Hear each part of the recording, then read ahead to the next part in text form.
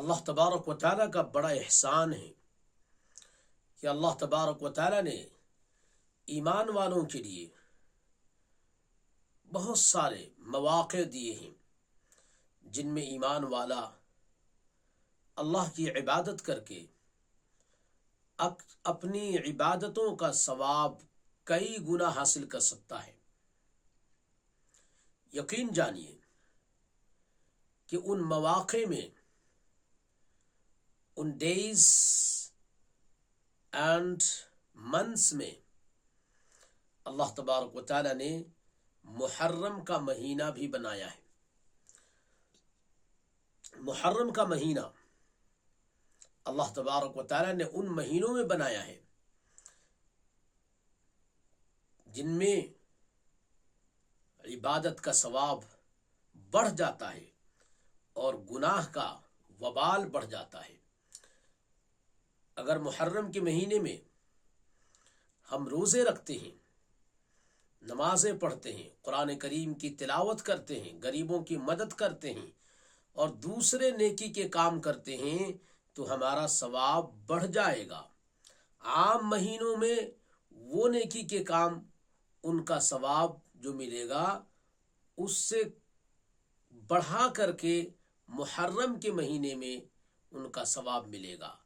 اور اگر اللہ نہ کرے اگر ہم گناہ کرتے ہیں، گانے بجانے میں لگ جاتے ہیں، ڈھول تماشے میں لگ جاتے ہیں، تازیہ کھیلنے میں لگ جاتے ہیں، دہا منانے میں لگ جاتے ہیں، دہا جس میں کوئی بھی کام صحیح نہیں ہے اس میں لگ جاتے ہیں تو اس کا گناہ بھی کئی گنا بڑھ جائے گا۔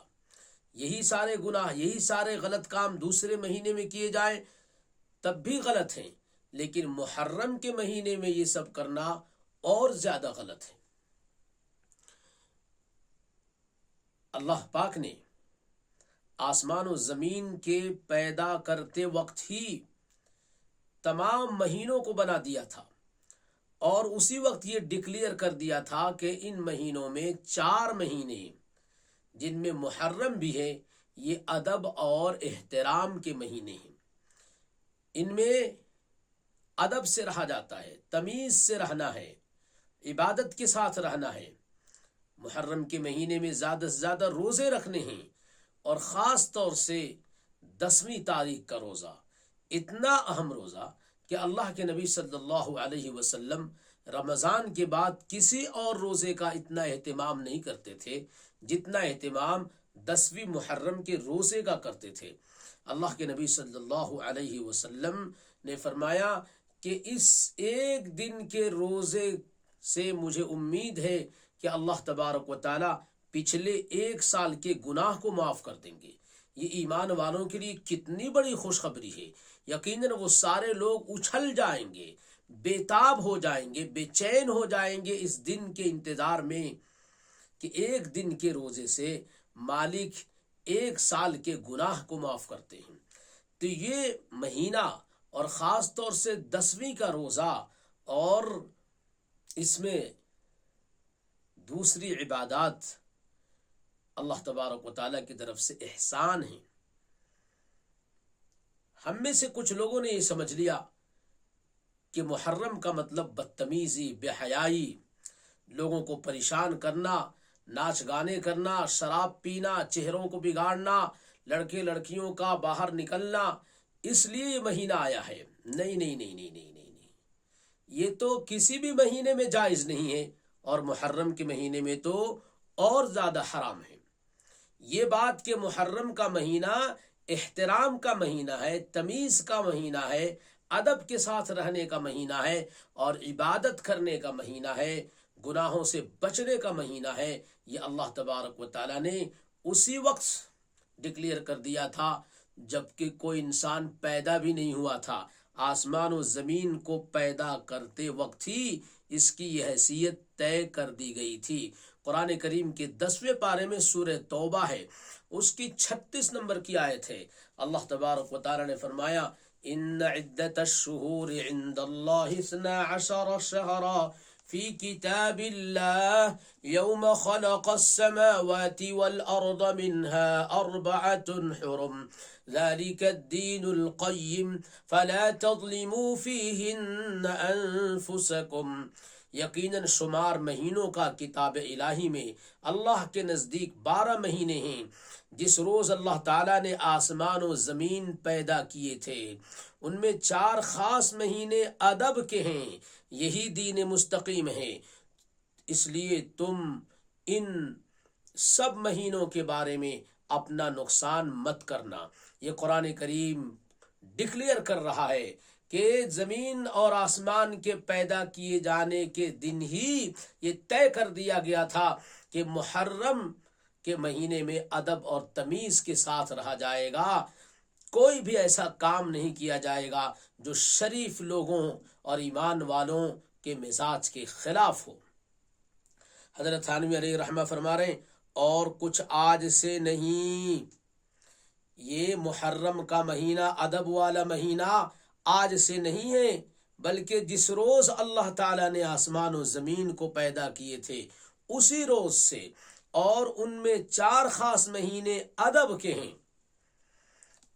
یہ پیج نمبر 110 ہے، دوسری جلد بیان القرآن کی ہے، اور پیج نمبر 111 پہ فرماتے ہیں حرمت بمعنی برکت اور فضیلت اب بھی باقی ہے، جیسے یوم جمعہ و ماہ رمضان.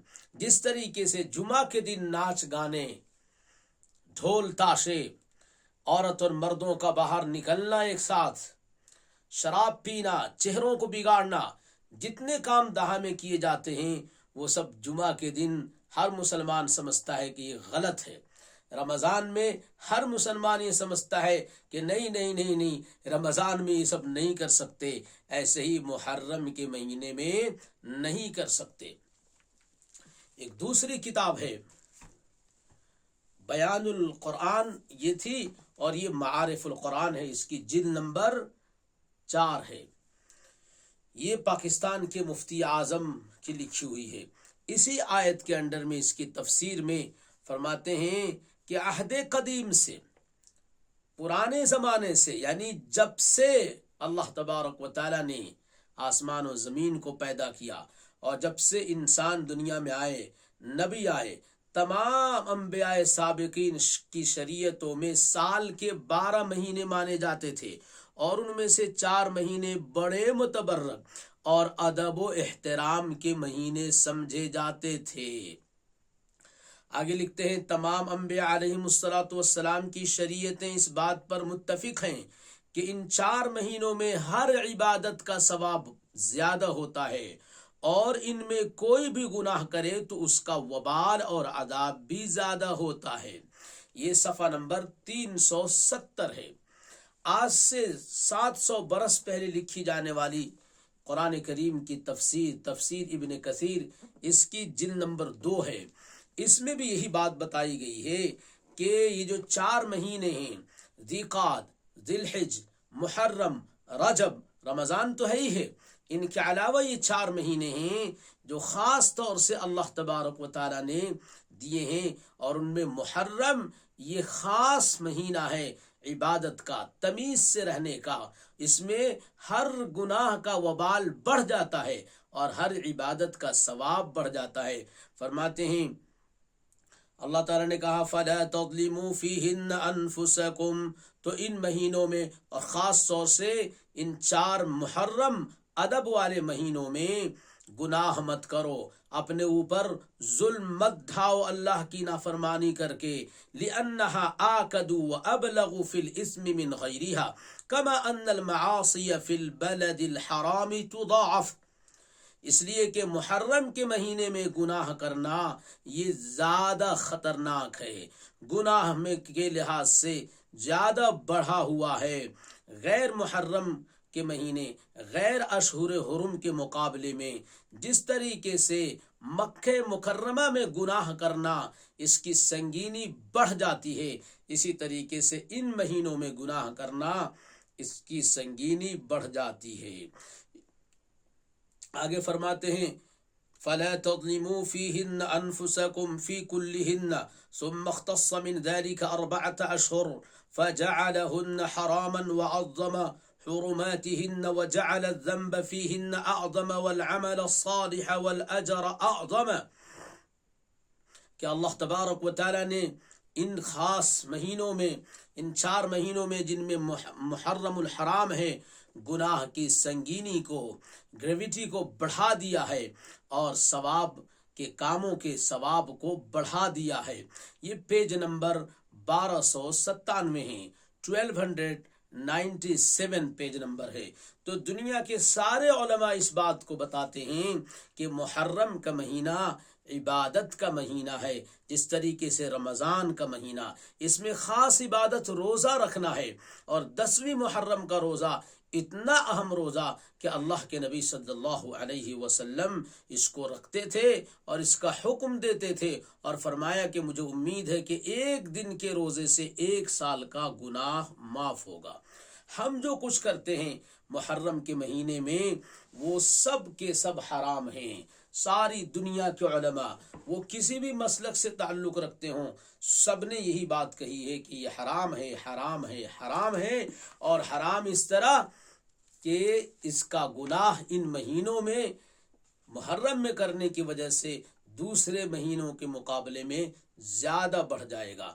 یہ فتاوی دارالعلوم ہے، اس کی جلد نمبر 18 ہے.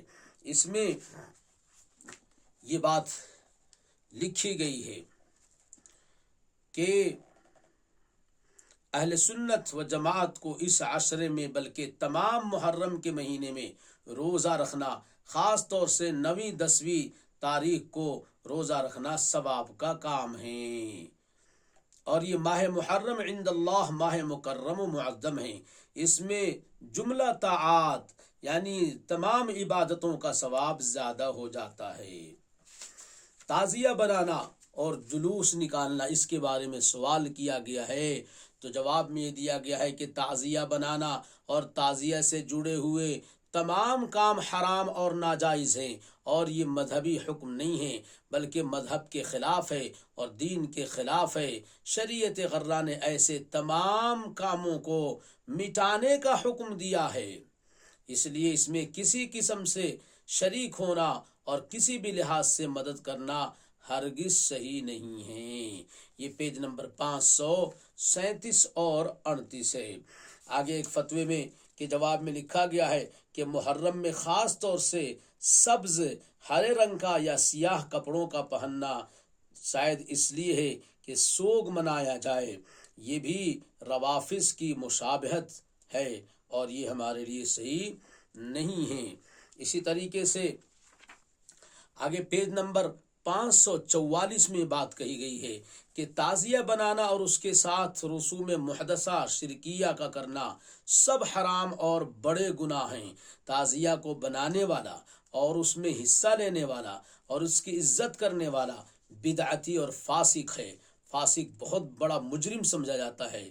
اس کے پیچھے نماز مکروہ ہے، اور جو آدمی افعال شرکیہ تعزیہ کے ساتھ کرتا ہو جیسا سجدہ وغیرہ، اس کے پیچھے نماز نہیں ہوتی.